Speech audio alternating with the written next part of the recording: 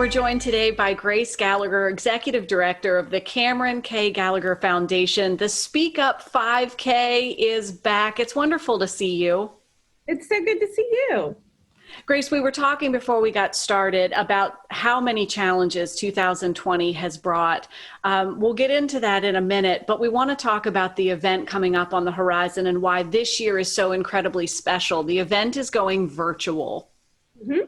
Yes, it's really special. So it's September 12th, the Speak Up 5K. You can register at speakup5k.com.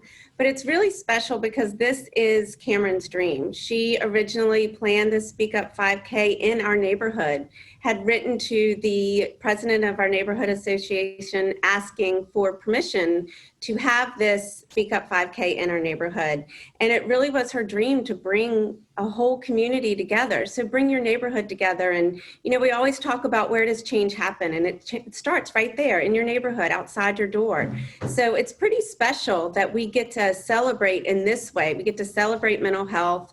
We get to see Cameron's dream come true of people coming together and saying, you know, maybe we can't all be together at Bird Park, but gosh, look at the difference we can make all over the state by celebrating mental health and showing our neighbors and our friends that we're here to support each other and we're here to really talk about mental health and the importance of it.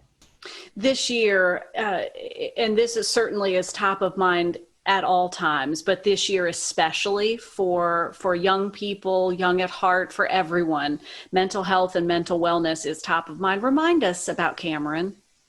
So Cameron struggled a lot with depression and anxiety. We lost her when she was 16 after she ran a half marathon in Virginia Beach. And she ran that because she used running as a coping skill. And in some of her darker times when the depression and the anxiety was kind of felt like it was taken over, and she would kind of come up a little bit from this dark tunnel and see that the world was suffering and saw that there was this stigma associated with mental health, not just if you had a diagnosis, but for people to talk about mental health, to talk about the things that they're doing, to say I'm on medicine or I go to a therapist. And she just didn't understand that.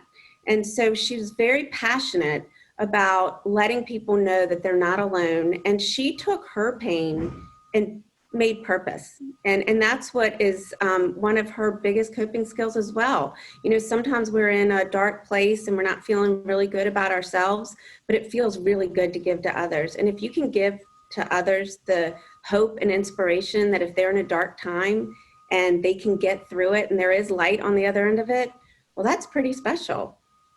Absolutely. And this was her dream, her vision to see this come together, and it did. And now taking it one step further in a way where it will be right in communities, and you're encouraging folks to get involved so that they can do this in their communities, in their neighborhoods. Yes, absolutely. And you need to stand together, right? Stand together and show each other that we're there for each other and supporting each other.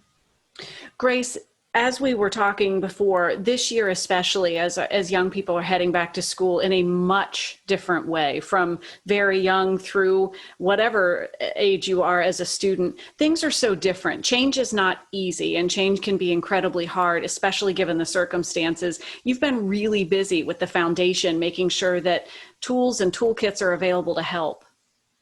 Yes, we have. We always say we meet kids where they are, and where they are right now is in unprecedented times. And we all hit a transition, and transition is hard once quarantine happened and this pandemic happened. So we've taken a lot of our in-person curriculum and we've put it up on digital platform, and we'll be able to launch that in October. And we're launching it in 4 very important subjects. We have transitions, resiliency, stress awareness, and mental health awareness. So these are 4 toolkits that we'll be able to get out there virtually to the students, so they'll have access to them. And Grace, as you mentioned, the event is coming up September 12th. For everyone watching right now who says, I want to do that, this is the year. What's the best way to get involved? What are you hoping for? Oh, I'm hoping that they first register and they will get a very exciting, cool packet that's not like any other race packet, when you can either curbside pick it up, in person pick it up, or have it mailed to you.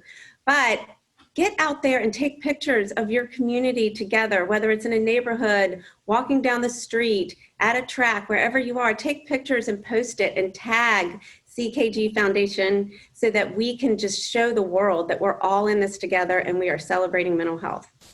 Get your community together and then demonstrate being a community supporting this amazing cause, the Speak Up 5K, on September 12th as an expression of hope and mental wellness. Thanks so much for making time and everything that you're doing. We appreciate it. Thank you. Absolutely. We'll be sure to share all the information so that you can head online and sign up for the Speak Up 5K, WTBR.com/BTM.